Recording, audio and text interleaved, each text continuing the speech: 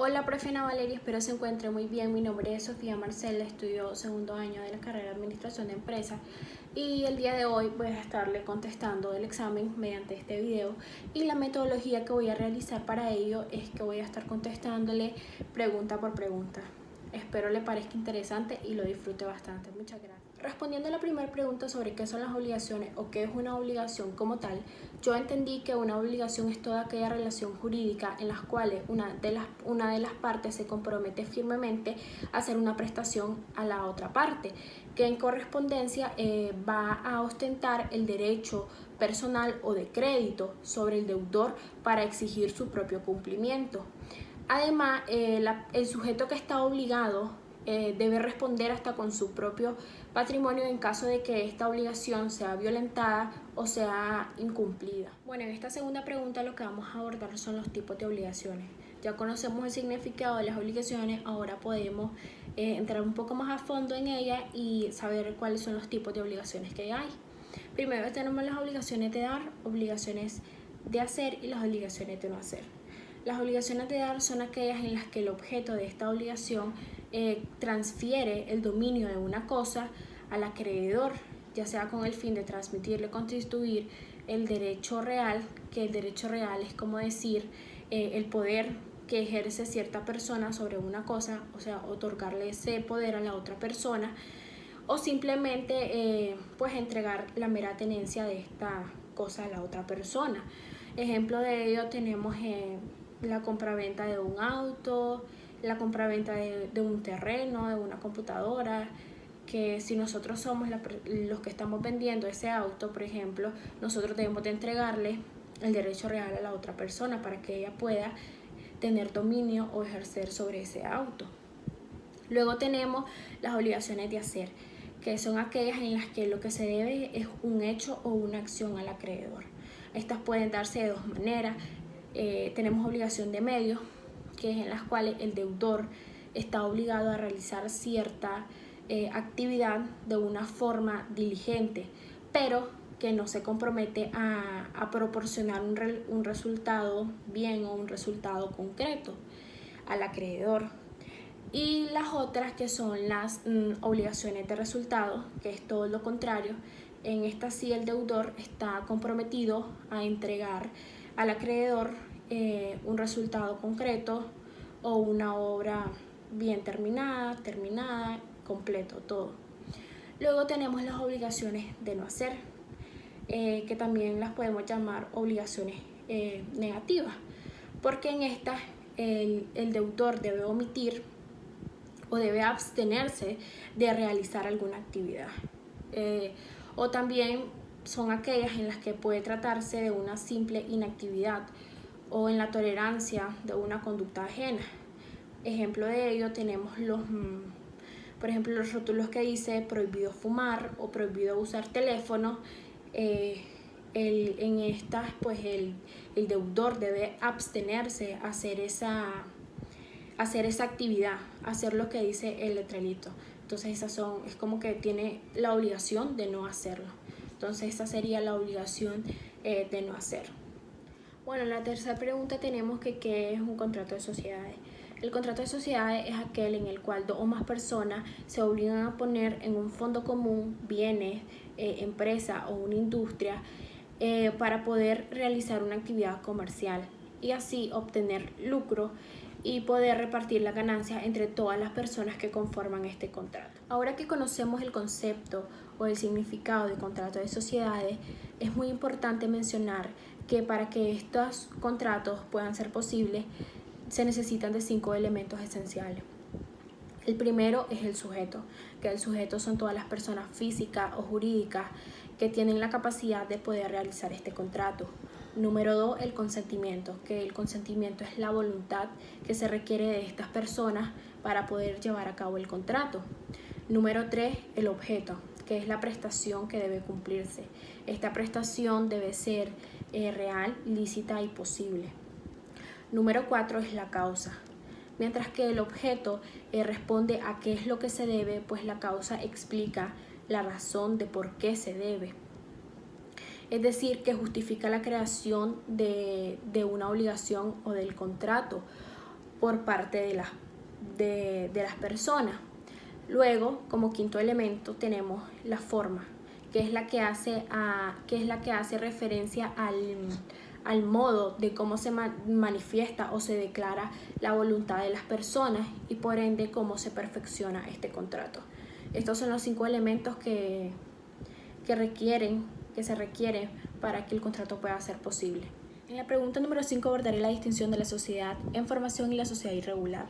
La sociedad irregular es aquella sociedad que está constituida mediante una escritura pública, pero no está inscrita en el registro público mercantil. Es decir, en esta sociedad, una vez que los socios firmaron el contrato, perdieron los 15 días hábiles que tienen para ir a inscribirse al registro público mercantil. Es decir, ellos ya no pueden inscribirse al registro público mercantil. Están operando de manera ilegal ante la ley, podríamos decir. En cambio, la sociedad de información, como su nombre lo dice, es una sociedad que se está formando. Podríamos decir que está siguiendo los pasos de la sociedad regular para llegar a ser una sociedad meramente constituida ante la ley, una sociedad legal. Esta sociedad sí cuenta con los 15 días para ir a inscribirse al registro mercantil después del contrato, y los socios en esta sociedad sí planean hacerlo. En cambio, en la sociedad irregular pues ya se quedaron sin estar inscritos en el registro público mercantil. Esa sería la distinción entre estas sociedades. Bueno, la sexta pregunta corresponde a qué es una sociedad de hecho. Bueno, la sociedad de hecho es aquella sociedad que no tiene una escritura pública, no está constituida mediante una escritura pública, por tal razón pues no tiene personalidad jurídica, pero su existencia podrá reconocerse o podrá demostrarse por cualquiera de los medios probatorios que están reconocidos en la ley. En la pregunta número 7 abordaremos los tipos societarios según el Código de Comercio de Nicaragua. El Código de Comercio de Nicaragua menciona 4 tipos societarios: las sociedades en comandita simple, sociedades en comandita por acciones, sociedad en nombre colectivo y la sociedad anónima. Bueno, en la pregunta número 8 vamos a explicar 2 tipos societarios. Yo escogí la sociedad en nombre colectivo y la sociedad anónima. La sociedad en nombre colectivo es aquella sociedad que está integrada por varios socios para ejercer cierta actividad comercial. Esta sociedad es de carácter personalista y está constituida bajo un contrato de sociedades inscrito en el registro público mercantil. Una de las características principales de esta sociedad es que funciona bajo una razón social.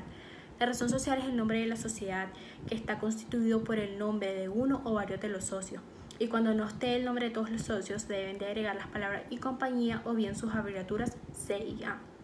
Otra característica de esta sociedad es que los socios responden de manera solidaria, ilimitada y subsidiaria ante las obligaciones de la sociedad. De manera solidaria porque se obliga a cada socio a responder por la totalidad de la deuda y no por su propio capital invertido. De manera ilimitada porque ellos deben cubrir las deudas, incluso hasta con su patrimonio o bien sus bienes particulares. Manera subsidiaria porque es una responsabilidad en segundo término, es decir, cuando ellos obligan o exigen el pago a la sociedad y este pago no se obtenga, ellos deben de hacerse responsables de esa deuda. Otra característica es que el capital de esta sociedad está conformado por el aporte que cada socio dé. Otra característica es que la administración en esta sociedad pues corresponde de derecho a todos los socios. Todos los socios son responsables de llevar la administración de la sociedad. Esta sociedad puede ser disuelta por distintas razones. Una de ellas puede ser que ya haya terminado o concluido el tiempo por el que fue contraída. Otra puede ser por muerte o insolvencia de alguno de los socios, y otra razón puede ser porque alguno de los socios renuncie. Entonces esta sociedad pues tendrá que ser disuelta por estas razones.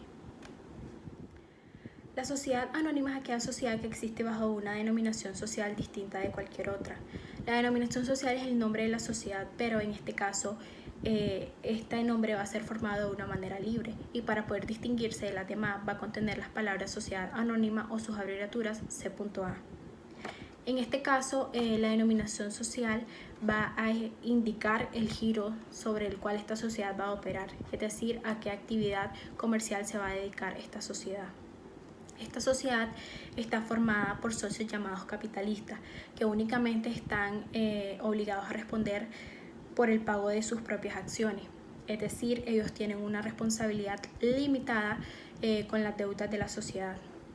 Otra característica de esta sociedad es que el capital se divide en acciones. Las acciones son títulos que representan cada una de las partes en las que se divide el capital social, que este capital social debe ser de igual valor y que generalmente tiene un costo de 100 córdobas o bien múltiplos de esta cantidad. Estas acciones sirven para acreditar y para transmitir la calidad y los derechos que tiene cada socio. Más adelante voy a hablar un poco sobre la disolución de esta sociedad. En la pregunta número 9 abordaremos la distinción de la sociedad capitalista y la sociedad personalista. La sociedad capitalista se caracteriza porque la gestión de la sociedad no necesariamente corresponde a los socios. En cambio, en la sociedad personalista, esta gestión de la sociedad sí corresponde a los socios, sí está a cargo de ellos. Otra distinción es que la sociedad personalista, la causa que determina la asociación es la persona, o sea, el socio. En cambio, en la sociedad capitalista, la causa que determina la asociación es el capital, o sea, el dinero. Otra distinción es que en la sociedad personalista la condición de los socios es intransferible. En cambio, en la sociedad capitalista, esta condición de los socios es transferible. Estas serían algunas de las distinciones entre estas sociedades. En la pregunta número 10 hablaremos sobre la disolución de la sociedad anónima. ¿Pero qué es disolución?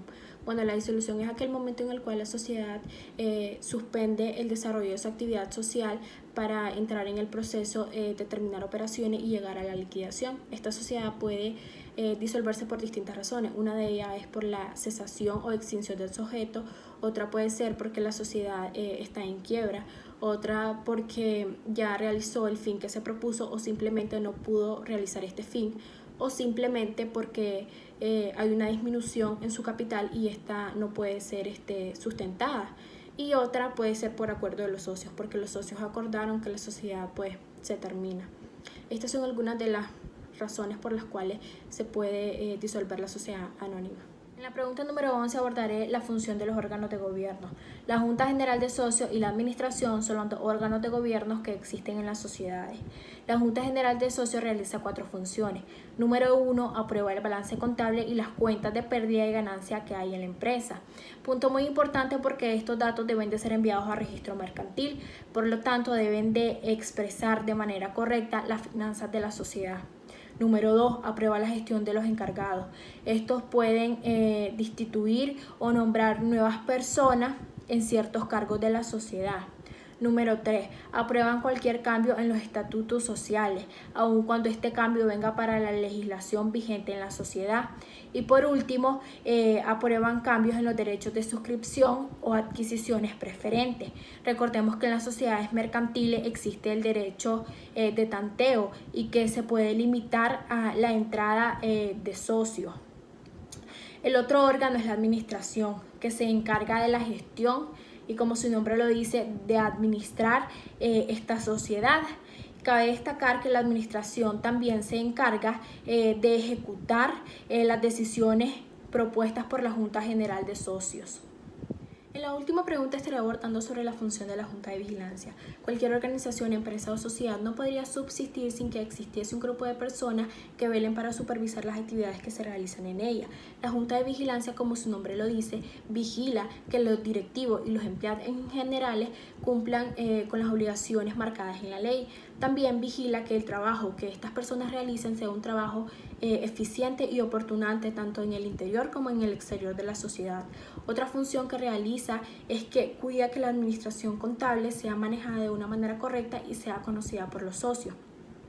También se encarga de velar por los derechos que tienen los socios, así como de conocer los desacuerdos, las inconformidades que los socios presentan y tratar de resolverlos de la mejor manera y que sea de una manera positiva y que no afecte a la sociedad.